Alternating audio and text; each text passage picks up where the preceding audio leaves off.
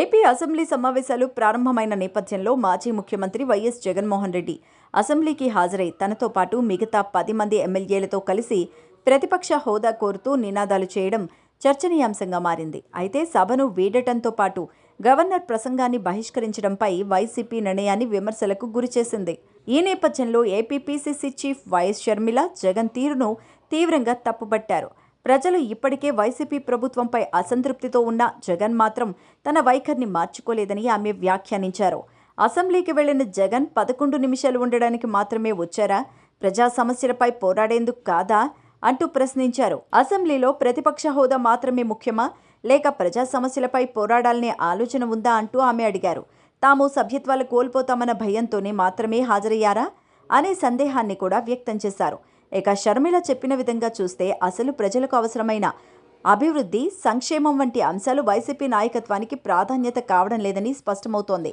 అంతేకాదు, ప్రజా సమస్యలపై చిత్తశుద్ధి ఉంటే, నిజంగా ప్రజా ప్రయోజనాల కోసం పోరాడే ధైర్యం ఉంటే మంగళవారం సభకు హాజరై ప్రభుత్వాన్ని ప్రశ్నించాలంటూ సూచించారు.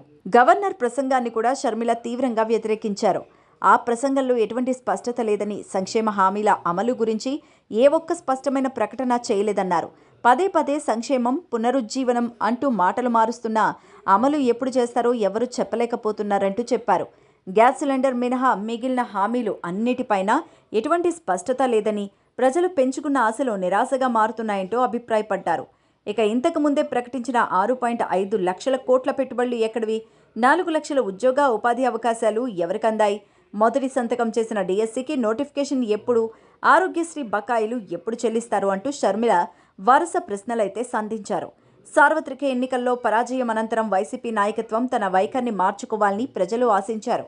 కానీ జగన్ ఇంకా తన పాత విధానాన్ని కొనసాగిస్తున్నారంటూ షర్మిల చెప్పుకొచ్చారు. అసెంబ్లీలో నిలదీసే ధైర్యం లేకుంటే పదవులకు రాజీనామా చేయాలంటూ ఆమె సూచించారు. ప్రజల హక్కులను కాపాడే బాధ్యతను విస్మరిస్తూ పదవులకే ప్రాధాన్యత ఇస్తున్నారంటూ మండిపడ్డారు. హిందూ ధర్మ పరిరక్షణలో భాగంగా ప్రతి హిందువు ఈ ధర్మాన్ని ఆచరించేలా చేసేందుకు తెలుగు నుంచి మరో భక్తి ఛానల్ ఆవిర్భవిస్తోంది.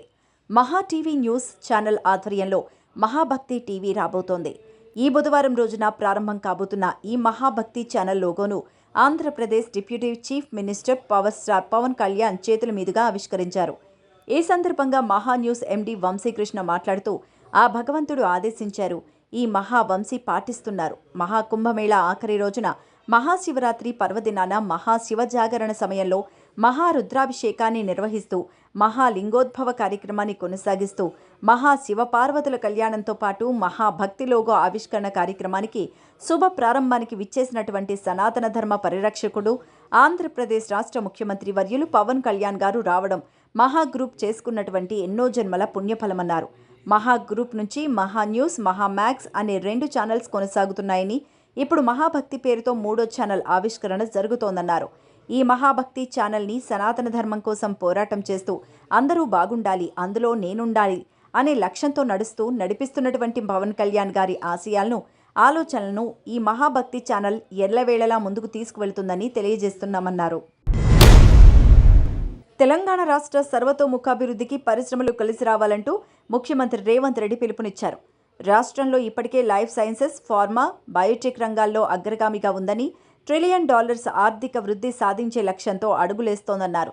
చైనా +1 గమ్యస్థానంగా ప్రపంచంలోని గొప్ప నగరాల్లో ఒకటిగా హైదరాబాద్ను తీర్చిదిద్దాలనే సంకల్పంతో ప్రజాప్రభుత్వం పనిచేస్తోందన్నారు.